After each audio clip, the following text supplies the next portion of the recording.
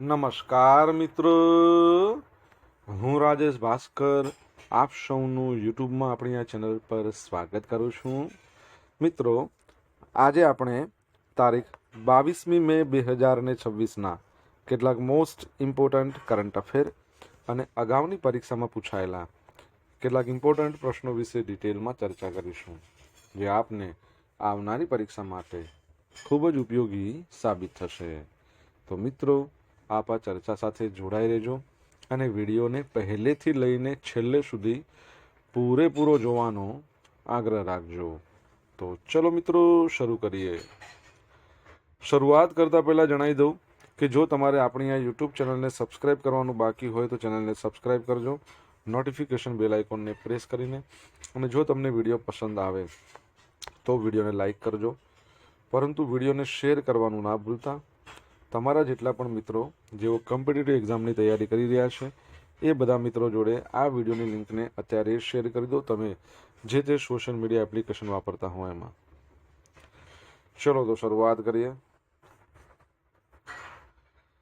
સૌપ્રથમ જોઈશું અગાઉની પરીક્ષામાં પૂછાયેલા વિજ્ઞાનના પ્રશ્નો, જેના જવાબો તમારે કમેન્ટ બોક્સમાં લખીને જણાવવાના છે. વિડીયોના લાસ્ટમાં જ્યારે હું તમને આ દરેક પ્રશ્નના જવાબ જણાવું ત્યારે તમારે ચેક કરવાનું છે કે તમે આપેલા પ્રશ્નોના જવાબમાંથી કેટલા પ્રશ્નો જવાબ સાચા છે, અને જેટલા પણ પ્રશ્નો જવાબ સાચા હોય એનો આંકડો તમારે કમેન્ટમાં લખવાનો છે કે 10માંથી આટલા સાચા છે. ડેઇલી જીકે ટેસ્ટમાં રોજ 10 પ્રશ્નો પૂછે, જેમાંથી 5 પ્રશ્નો વિજ્ઞાનના હોય છે. બાકીના જે 5 પ્રશ્નો છે એ ગુજરાતની કલા, સંસ્કૃતિ અને વારસાના છે. તો તમે તમારા આન્સર આપો નીચે કમેન્ટ બોક્સમાં, અને હું આજના કરંટ અફેરનો પ્રથમ પ્રશ્ન છે એની શરૂઆત કરું છું. પ્રથમ પ્રશ્ન છે કે અમિત શાહ છે એમણે કઈ સંસ્થામાં ઇનોવેશન એન્ડ ઇન્ક્યુબેશન સેન્ટરનું ઉદ્ઘાટન કર્યું? તો જવાબ આવશે નેશનલ ઇન્સ્ટિટ્યૂટ ઓફ ડિઝાઇન, એટલે કે NID. તો તાજેતરમાં જ ત્યાં એમણે ઇનોવેશન એન્ડ ઇન્ક્યુબેશન સેન્ટર છે એનું ઉદ્ઘાટન કર્યું છે. તો કેન્દ્રીય ગૃહ અને સહકાર મંત્રી છે અમિત શાહ.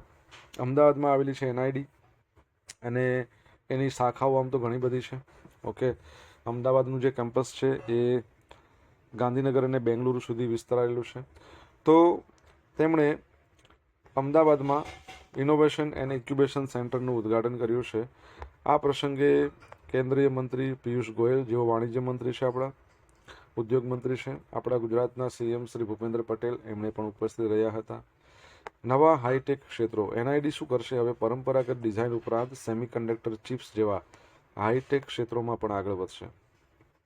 નવો વિભાગ, ડિઝાઇનર્સને બિઝનેસ અને વ્યાપારી તકો સાથે જોડવા માટે સંસ્થામાં એક નવો ખાસ વિભાગ બનાવવામાં આવશે. પરંપરાગત કળા, શ્રી અમિત શાહે પાટણના પટોળાનું ઉદાહરણ આપીને ભારતીય ડિઝાઇનની વૈજ્ઞાનિક ચોકસાઈની પ્રશંસા કરી હતી, અને યુવાનોને ડિઝાઇન, સંગીત, કળા એને ગંભીરતાથી વ્યવસાયિક કારકિર્દી તરીકે અપનાવે તેના પર ભાર મૂકવામાં આવ્યો હતો. ઓકે, NIDની વાત કરીએ. 1961માં એની સ્થાપના અમદાવાદમાં, અને એના જે ડિરેક્ટર છે અમદાવાદમાં અશોક મોન્ડલ. તમને ખબર છે એના જે સ્થાપકનું નામ શું છે? કમેન્ટ બોક્સમાં લખીને જણાવો. ભારતના એ સમયના ખૂબ જ એક ધનિક શ્રીમંત કુટુંબ હતું, એના સભ્યો દ્વારા એની સ્થાપના કરવામાં આવી હતી. તમારે કમેન્ટમાં લખીને જણાવવાનું છે. દર વર્ષે જૈવ વિવિધતા માટે આંતરરાષ્ટ્રીય દિવસ ક્યારે મનાવવામાં આવે છે? તો આજનો દિવસ એટલે કે 22મી મે, international day for biological diversity, બરાબર છે, જેની થીમ છે acting locally for global impact 2026. તો દર વર્ષે 22મી મેના રોજ દુનિયાભરમાં આંતરરાષ્ટ્રીય જૈવ વિવિધતા દિવસ મનાવવામાં આવે છે. આ દિવસનો મુખ્ય હેતુ પૃથ્વી પરના તમામ પશુઓ, પક્ષીઓ, વનસ્પતિ અને જીવજંતુઓનું રક્ષણ કરવા વિશે લોકોમાં જાગૃતિ લાવવાનો છે. શરૂઆત ક્યારે થઈ? તો યુનાઇટેડ નેશન્સ દ્વારા 2000માં આ દિવસની શરૂઆત કરવાની સત્તાવાર જાહેરાત થઈ હતી. યુનાઇટેડ નેશન્સ પરથી તમને ખબર હોવી જોઈએ કે યુનાઇટેડ નેશન્સ ડે આપણે ક્યારે મનાવીએ છીએ. જવાબ આવડે તો કમેન્ટમાં લખજો. 22મી મે શા માટે? તો 1992માં આ જ દિવસે પર્યાવરણ સંમેલન છે એમાં જૈવ વિવિધતા સંધિનો સ્વીકાર કરવામાં આવ્યો હતો. આનો ઉદ્દેશ એવો છે કે પ્રકૃતિની જૈવ વિવિધતાનું આપણે સંરક્ષણ કરવું, તેને કુદરતી રીતે યોગ્ય ઉપયોગ કરવો અને પૃથ્વીના પર્યાવરણની સુરક્ષા છે એ જાળવી રાખવી. બરાબર છે. રાષ્ટ્રપતિ દ્રૌપદી મુર્મુ છે એમણે નેશનલ ફ્લોરેન્સ નાઇટિંગેલ એવોર્ડ 2026 એનાયત કર્યા છે. તો શ્રીમતી દ્રૌપદી મુર્મુ આંતરરાષ્ટ્રીય નર્સ દિવસ 12મી મેના રોજ આપણે ઉજવ્યો. એ વખતે રાષ્ટ્રપતિ ભવનમાં આયોજિત એક સમારોહ હતો. એમાં નર્સિંગના કર્મચારીઓને વર્ષ 2026 માટેના નેશનલ ફ્લોરેન્સ નાઇટિંગેલ એવોર્ડ એનાયત કરવામાં આવ્યા. નર્સિંગ સેવાનું મહત્વ. રાષ્ટ્રપતિએ જણાવ્યું કે નર્સિંગ કર્મચારીઓ છે એ સેવાની સર્વોચ્ચ શિસ્તનું ઉદાહરણ પૂરું પાડે છે. પડકારજન્ય સંજોગો છે એમાં ગુણવત્તાયુક્ત આરોગ્ય સંભાળ પૂરી પાડવામાં મહત્વની ભૂમિકા ભજવે છે. એવોર્ડનો હેતુ.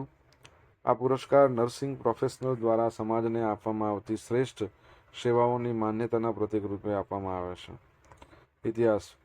નેશનલ ફ્લોરેન્સ નાઇટિંગેલ એવોર્ડની સ્થાપના ભારત સરકારના આરોગ્ય અને પરિવાર કલ્યાણ મંત્રાલય દ્વારા 1973માં કરવામાં આવી હતી, 1973માં.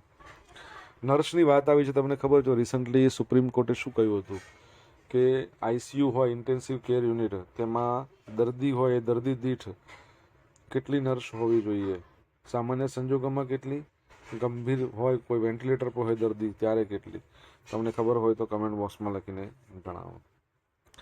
મિત્રો, વિડીયો પસંદ આવ્યો હોય, ભણવાની મજા આવી હોય તો વિડીયોને લાઇક કરો, તમારા મિત્રો જોડે વિડીયોની લિંકને શેર કરો. આપણી બંને YouTube channel Rajesh Bhaskar 2 subscribe કરવાની બાકી હોય તો સબસ્ક્રાઇબ કરો, નોટિફિકેશન બેલ આઇકોનને પ્રેસ કરીને. જો તમારે ડેલી કરંટ અફેરની પીડીએફ જોઈતી હોય, બરાબર છે, તો આ પીડીએફ તમને ટેલિગ્રામ ચેનલ પરથી મળી રહેશે. પીડીએફ તો મળવાની જ છે, સાથે તમને અહીંયા પોલ્સ પણ રમવા મળશે. મે 2026માં કઈ નવલકથાને પ્રતિષ્ઠિત ઇન્ટરનેશનલ બુકર પ્રાઇઝ 2026 એનાયત કરવામાં આવ્યો છે? તો તાઇવાન ટ્રાવેલોગને. તો તમે જોશો આ એના લેખિકા છે અને આ એના ટ્રાન્સલેટર છે, ઇંગ્લિશમાં ટ્રાન્સલેશન કર્યું. તાઇવાનની પ્રખ્યાત લેખિકા છે યાંગ શુઆંગ ઝી. એમના દ્વારા લિખિત નવલકથા તાઇવાન ટ્રાવેલોગ છે. એણે 19મી મેના રોજ લંડનના જે ટેટ મોડર્ન છે ત્યાં યોજાયેલા એક સમારોહ એમાં પ્રતિષ્ઠિત ઇન્ટરનેશનલ બુકર પ્રાઇઝ 2026 જીતી લીધો છે. આ પુસ્તક મૂળ મેન્ડરિન ચાઇનીઝ ભાષામાં લખાયું છે. તેનું અંગ્રેજી ભાષાંતર લિન કિંગ દ્વારા કરવામાં આવ્યું છે. મેન્ડરિન ચાઇનીઝ ભાષામાંથી અંગ્રેજીમાં અનુવાદિત થઈને ઇન્ટરનેશનલ બુકર પ્રાઇઝ જીતનારી પ્રથમ નવલકથા છે. સુઆંગજીનું અંગ્રેજીમાં અનુવાદ થયેલું આ પ્રથમ પુસ્તક છે. આ પુસ્તકની રચના મુસાફરી અને ખોરાક પર આધારિત છે, જેમાં દરેક પ્રકરણનું નામ અલગ અલગ ખાદ્ય સામગ્રી પર રાખવામાં આવ્યું છે.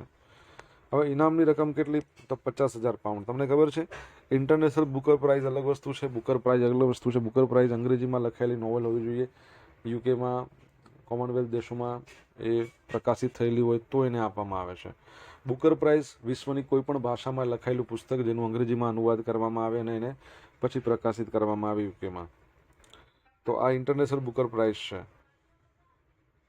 ભારતમાં સૌપ્રથમ બુકર પ્રાઇઝ મેળવનાર 1997માં Arundhati Roy, God of small things માટે. ભારતમાં પ્રથમ આંતરરાષ્ટ્રીય બુકર પ્રાઇઝ જેની આપણે યાદ કરી રહ્યા છે, ઇન્ટરનેશનલ બુકર પ્રાઇઝ, એ મળ્યું હતું 2022માં રેત સમાધિ નામના એમનું આ નોવેલ માટે. કોને મળ્યું હતું? ગીતાંજલિ શ્રી. અને એનો અનુવાદ કર્યો હતો કોણે? Daisy Rockwell. બરાબર છે. ટોમ્બ ઓફ સેન્ડ કરીને 2022ના વર્ષમાં. તો આમાં 50,000 પાઉન્ડ મળે. જે પણ રકમ હોય લેખિકા અને જે અનુવાદક છે બંને વચ્ચે સમાન 25,000 પાઉન્ડ. આ એવોર્ડ વિદેશી ભાષાઓમાંથી અંગ્રેજીમાં અનુવાદ થયેલા શ્રેષ્ઠ ફિક્શન પુસ્તકને સન્માનિત કરવા માટે આપવામાં આવે છે. તમને ખબર છે 2025 છે, 2025માં, અત્યારે તો 2026ની વાત કરીને, એનો જે બુકર પ્રાઇઝ છે ને એ આંતરરાષ્ટ્રીય બુકર પ્રાઇઝ છે ને ભારતીય છે, એમને આપવામાં આવ્યું છે. કન્નડ લેખિકા છે. કમેન્ટમાં લખો તમને આન્સર આવડે તો.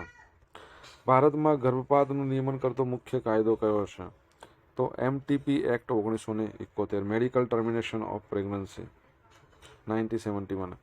તો ભારતની સર્વોચ્ચ અદાલતે સગીર વયની બળાત્કાર પીડિતાઓમાં કિસ્સામાં ગર્ભ માટેની સમયમર્યાદા દૂર કરવા વિચારણા કરવા કેન્દ્ર સરકારને જણાવ્યું. કોર્ટે આ મુદ્દાને બંધારણની કલમ 21 હેઠળ પ્રજનન સ્વાયત્તતા સાથે જોડ્યો છે. MTP એક્ટ 1971ની વાત કરીએ તો medical termination of pregnancy act 1971 ભારતમાં ગર્ભપાત માટેનો મુખ્ય કાયદો છે. 2021માં સુધારા મુજબ બળાત્કાર પીડિતાઓ, સગીરો જેવી ખાસ શ્રેણીની મહિલાઓ માટે ઉપલી મર્યાદા 24 અઠવાડિયા કરવામાં આવી છે. એટલે સર્વોચ્ચ અદાલત એમ કહે છે કે એ પણ કાઢી નાખો, એવી કોઈ લિમિટ જ ના રાખો. તો સર્વોચ્ચ અદાલતની કાર્યવાહી 2026 30 April 2026 chief justice Suryakant, justice જોઈ માલ્યા બાગચી એમની બેન્ચ એમણે સગીર બળાત્કાર પીડિતા માટે સમય મર્યાદા હટાવવા વિચારવા કહ્યું હતું. 2 મે 2026 કોર્ટે અવલોકન કર્યું કે આવા સંવેદનશીલ કિસ્સાઓ માટે કાયદામાં સુધારો જરૂરી હોઈ શકે છે. 4 મે 15 વર્ષની પીડિતાના 30 અઠવાડિયાના ગર્ભને દૂર કરવાના આદેશનું પાલન થતાં કોર્ટે કેન્દ્ર અને એમ્સ સામેની કાર્યવાહી પડતી મૂકી હતી. ઓકે, તો એ બાબત યાદ રાખજો. સુપ્રીમ કોર્ટની વાત કરીએ તો સુપ્રીમ કોર્ટના જજ 53મા નંબરના અત્યારે મુખ્ય જજ છે જસ્ટિસ સૂર્યકાંત. તમને ખબર હોય તો રિસન્ટલી આપણે ભણ્યા હતા કે NCERTનું એક વિષયનું પુસ્તક હતું. કયા વિષયનું તમારે કહેવાનું છે? એનું ચેપ્ટર, એનું સ્ટાન્ડર્ડ 8નું પુસ્તક હતું અને ચેપ્ટર 4 હતું ભારતીય સમાજ વ્યવસ્થામાં ન્યાય. તો આ બાબતે હતું ભારતીય સમાજ વ્યવસ્થામાં ન્યાય. તો એ પુસ્તક હતું, એમાં એવું જણાવવામાં આવ્યું હતું કે ભારતીય ન્યાય વ્યવસ્થામાં ભ્રષ્ટાચાર છે, કેસોનો વધારો થઈ ગયો છે, બેકલોગ થઈ ગયો છે. તો સુપ્રીમ કોર્ટવાળા ખફા થઈ ગયા અને પછી એ પુસ્તક આખું પાછું ખેંચી લેવામાં આવ્યું. કયા વિષયનું હતું તમારે કમેન્ટમાં લખીને જણાવવાનું છે. નવી દિલ્હીમાં 68મી એશિયન પ્રોડક્ટિવિટી ઓર્ગેનાઇઝેશન APOની બેઠક તો 20થી 22મી મે આજે છેલ્લો દિવસ છે. આ દરમિયાન નવી દિલ્હીના ભારત મંડપમ ખાતે આ યોજાઈ રહી છે. ભારત હાલમાં સંસ્થાનું અધ્યક્ષ છે. એશિયન પ્રોડક્ટિવિટી ઓર્ગેનાઇઝેશન ભાગીદારી એશિયા પેસિફિક ક્ષેત્રના 20 સભ્ય દેશોના 60થી વધુ વરિષ્ઠ પ્રતિનિધિઓ આ બેઠકમાં ભાગ લઈ રહ્યા છે. મુખ્ય હેતુ ઉત્પાદકતા વધારવી, APO વિઝન 2030ની સમીક્ષા કરવી, આગામી વર્ષોના બજેટનું આયોજન કરવું. ઉદ્ઘાટન કેન્દ્રીય વાણિજ્ય અને ઉદ્યોગ મંત્રી પિયુષ ગોયલે 21મી મે 2026ના રોજ આ બેઠકના ઉદ્ઘાટન સત્રમાં હાજરી આપી હતી અને આ સમિટમાં ઉત્પાદન ક્ષેત્રે શ્રેષ્ઠ કામગીરી કરનારા APO નેશનલ એવોર્ડ્સ આપીને એમને સન્માનિત કરવામાં આવ્યા હતા. બરાબર છે, તો એ બાબત યાદ રાખજો. બરાબર છે,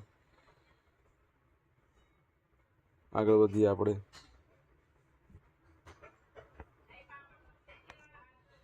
મિત્રો, સોશિયલ મીડિયાના માધ્યમથી તમે મારી સાથે કનેક્ટ રહી શકો છો. આપણું ઇન્સ્ટા ID rajesh.i.bhaskar છે.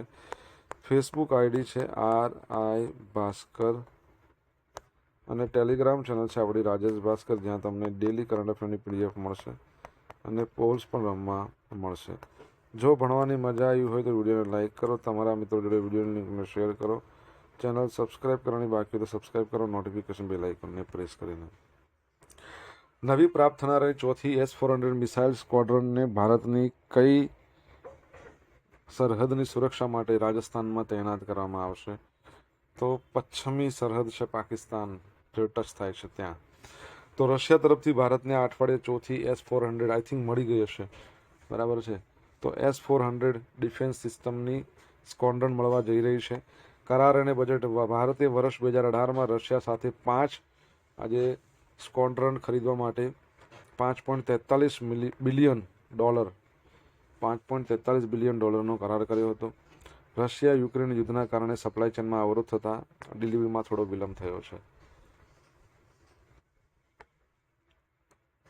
નવું ડિપ્લોમેન્ટ તેનાથી આ ચોથી S-400 સ્ક્વોડ્રનને પશ્ચિમી સરહદ પર લાંબી રેન્જની સુરક્ષા માટે રાજસ્થાનમાં તૈનાત કરવામાં આવ્યું છે. 5મી અને છેલ્લી જે સ્ક્વોડ્રન છે નવેમ્બર 26ની અંદર ચીનની સરહદે તૈનાત થવાની સંભાવના છે. હવે નવી મિસાઇલ ખરીદી ભારતે શું કર્યું કે S-400 સિસ્ટમ માટે વધારે પાછા $1.2 બિલિયન ખર્ચે 288 એન્ટી એરક્રાફ્ટ મિસાઇલ ખરીદવાનો પણ નિર્ણય કર્યો છે. તેમાં 120 શોર્ટ રેન્જ અને 168 લોંગ રેન્જ મિસાઇલો સામેલ છે.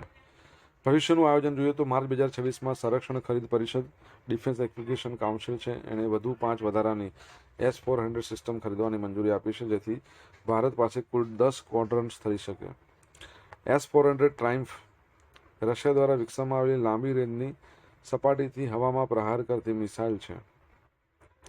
દુશ્મનના એરક્રાફ્ટ હોય, ક્રૂઝ હોય, બેલિસ્ટિક મિસાઇલો અને હવામાં જ નષ્ટ કરી શકે છે. ઓકે,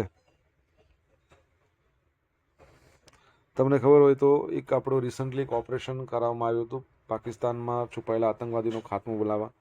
એમાં પણ આ S-400નો બહુ ઉપયોગ થયો. પછી ભારત પાકિસ્તાનનું યુદ્ધ થઈ ગયું હતું ને, બરાબર છે. ઓકે, આગળ વધીએ. સંસદીય સમિતિ છે એની પુનઃરચના 2026-27. તો લોકસભાના અધ્યક્ષ છે ઓમ બિરલા. કેટલામાં નંબરની લોકસભા તમારે કહેવાનું કમેન્ટમાં. તો વર્ષ 2026-27 માટે 4 મુખ્ય સંસદીય સમિતિઓની રચના કરી છે. આ સમિતિઓના કાર્યકાળ 1 મે 2026થી 30 એપ્રિલ 2027 સુધી રહેશે. અંદાજ સમિતિ તો સંજય જસવાલ છે ને આ સમિતિના અધ્યક્ષ છે અંદાજમાં. તેમાં લોકસભાના 30 સભ્યો હોય છે જે સરકારી ભંડોળના ખર્ચની તપાસ કરે છે. જાહેર હિસાબ સમિતિ તો KC વેણુગોપાલ આ સમિતિના અધ્યક્ષ છે. તેમાં કુલ 22 સભ્યો છે, 15મી લોકસભામાંથી અને 7મી રાજ્યસભામાંથી. કેગના અહેવાલની તપાસ કરે, કોમ્પ્ટ્રોલર અને ઓડિટર જનરલ ઓફ ઇન્ડિયાના. જાહેર સાહસો પરની સમિતિ બૈજયંત પાંડા આ સમિતિના અધ્યક્ષ છે. તેમાં 15 લોકસભા અને 7 રાજ્યસભાના સભ્યો તે જાહેર ક્ષેત્રના એકમો હોય, પબ્લિક સેક્ટર યુનિટ, એની કામગીરી તપાસે છે. SC/ST કલ્યાણ સમિતિ ફુગ્ગનસિંહ કુલરને આ સમિતિના અધ્યક્ષ છે. તેમાં 20 લોકસભા અને 10 રાજ્યસભાના સભ્યો હોય છે. બંધારણીય જોગવાઈ શું છે? આ સમિતિઓ ભારતના બંધારણના અનુચ્છેદ 105 અને 118 હેઠળ કાર્ય કરે છે. ઓકે, આગળ વધીએ.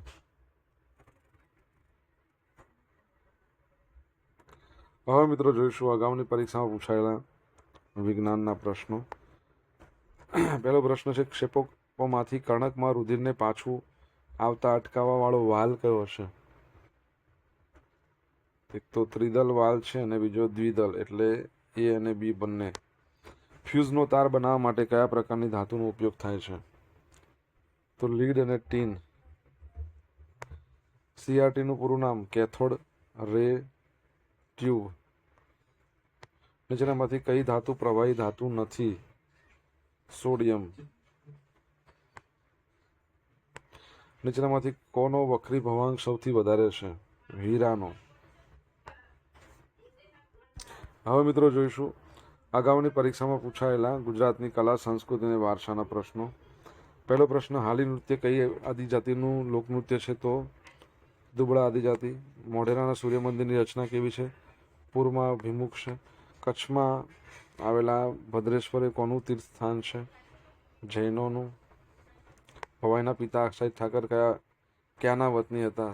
સિદ્ધપુરના. ભારતમાં પ્રખ્યાત દર્પણ એકેડમી ઓફ પરફોર્મિંગ આર્ટ્સની સ્થાપના કોણે કરી છે?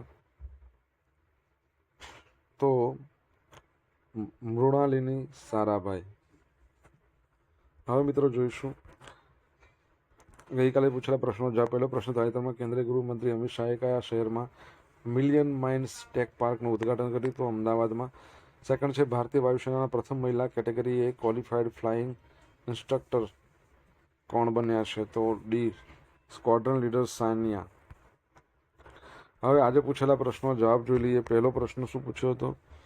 NID છે એની સ્થાપના તો Sarabhai brother sister Gautam and Gira બંને, બરાબર છે, બંને કરી હતી. સેકન્ડ નંબરનો પ્રશ્ન છે, યુનાઇટેડ નેશન્સ ડે ક્યારે મનાવવામાં આવે છે? 24 ઓક્ટોબરના રોજ. ત્રીજા નંબરનો પ્રશ્ન કે ICU એમાં જો ગંભીર સ્થિતિમાં દર્દી હોય તો એક દર્દી માટે એક નર્સ જોઈશે. નોર્મલ સ્થિતિમાં 1.2 અથવા છે 1.3, એટલે એક નર્સ એક દર્દી 3 નર્સો. ચોથા નંબરનો પ્રશ્ન શું હતો? તો 2025નો જે બુકર પ્રાઇઝ, આંતરરાષ્ટ્રીય બુકર પ્રાઇઝ છે એ બાનુ મુસ્તાકને મળ્યો હતો. બાનુ મુસ્તાક અને દીપા ભાસ્થી એમણે આમનો અનુવાદ કર્યો હતો. બાનુ મુસ્તાક કન્નડ ભાષાના લેખિકા છે અને એમણે તમને ખબર હોય હાર્ટ લેમ્પ કરીને નવલકથા લખી હતી. 6 નંબરનો પ્રશ્ન, તો સોશિયલ સાયન્સ સબ્જેક્ટ હતો અને એનો 8મા ધોરણના નંબરનો એનું ચેપ્ટર 4 બરાબર છે, એનસીઆરટી દ્વારા બહાર કરવામાં આવ્યું હતું, એને હટાવવામાં આવ્યું છે. 7મા નંબરનો પ્રશ્ન, 7મા નંબરનો આવી ગયા. ઓકે, ઓપરેશન સિંદૂર છે ને એના દ્વારા એ વખતે આપણે તમને ખબર હોય તો આનો ઉપયોગ કર્યો હતો. શાનો? S-400નો. અને લોકસભા, છેલ્લો પ્રશ્ન, લોકસભા 18મા નંબરની ચાલી રહી છે. ઓકે, હવે મિત્રો જોશું ગઈકાલના કરંટ અફેરમાંથી પૂછેલા કેટલાક ઇમ્પોર્ટન્ટ પ્રશ્નો જેના જવાબો તમારે કમેન્ટમાં લખવાના. પહેલો પ્રશ્ન, તાજેતરમાં ભારતે ગુજરાતના કયા પ્રોજેક્ટ માટે નેધરલેન્ડ સાથે ટેકનિકલ સહયોગના કરાર કર્યા છે? સેકન્ડ પ્રશ્ન, ટાટા ઇલેક્ટ્રોનિક્સ કઈ આંતરરાષ્ટ્રીય કંપની સાથે મળીને ભારતનો પ્રથમ front end semiconductor fabrication plant સ્થાપી રહી છે? જવાબ આવડે તો કમેન્ટ બોક્સમાં લખીને જણાવજો. આ હતા આજના દિવસના કેટલાક મોસ્ટ ઇમ્પોર્ટન્ટ કરંટ અફેરને આગામી પરીક્ષામાં પૂછાયેલા કેટલાક ઇમ્પોર્ટન્ટ પ્રશ્નોના જવાબોની સાથે. આશા રાખું બધાને ભણવાની મજા આવી હશે. મજા આવી તો વિડીયોને લાઇક કરો, તમારા મિત્રો જોડે વિડીયો લિંકને શેર કરો. આપણી બંને યુટ્યુબ ચેનલ રાજેશ ભાસ્કરને સબસ્ક્રાઇબ કરો, નોટિફિકેશન બેલ આઇકોનને પ્રેસ કરીને. તો મિત્રો thank you so much for watching this video. Have a nice day. જય હિન્દ, જય ભારત, જય જય ગરવી ગુજરાત.